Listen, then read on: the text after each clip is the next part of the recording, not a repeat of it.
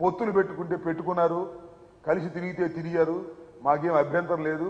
అసలు సీట్లు పంచుకునే కార్యక్రమాలు ఏంటో ఇంతవరకు మీకు తేలలేదు. జగన్మోహన్ రెడ్డి గారు నేను మనవి చేస్తున్నా, ఎక్కడ ఏ విధంగా టీంను సెట్ చేయాలి. జగన్మోహన్ రెడ్డి గారి team 175 plus 25 team is ready. Team రెడీగా పోతా ఉంది. త్వరలో టీంను ప్రకటించబోతా ఉన్నారు. దానిలో అంటే ఆయన్ని మార్చారండి, ఈయన మీకేంటి బాధ? ఎవరిని మార్చితే మీకేంటి బాధ?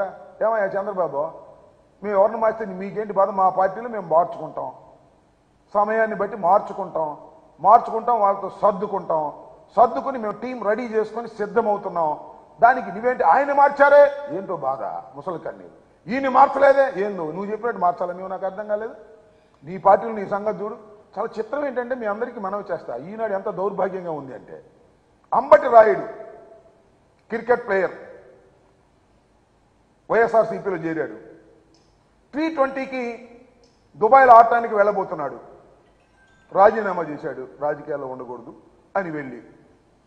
అది ఫ్రంట్ పేజీ వార్త. అంబటి రాయుడు వైఎస్ఆర్సీపీకి రాజీనామా. 5 సంవత్సరాలు ఎంపీగా ఉన్నాడు. కేసినేని నాని వాళ్ళ అమ్మాయి కార్పొరేటర్గా ఉంది. జీర్ణించుకున్న తెలుగుదేశం నాయకుడు చంద్రబాబు అమ్మడు తిరిగినవాడు.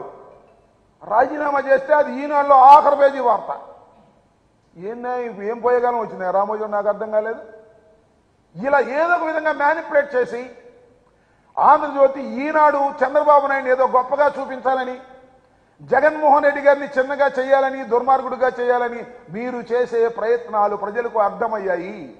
మీరు కక్కే విషయం స్పష్టంగా తెలిసిపోతుంది. అందువల్ల ప్రజలు అర్థం చేసుకున్నారు, టోటల్గా ప్రజలు అర్థం చేసుకున్నారు ఈ రాష్ట్రంలో ఉన్నటువంటి పరిస్థితిని.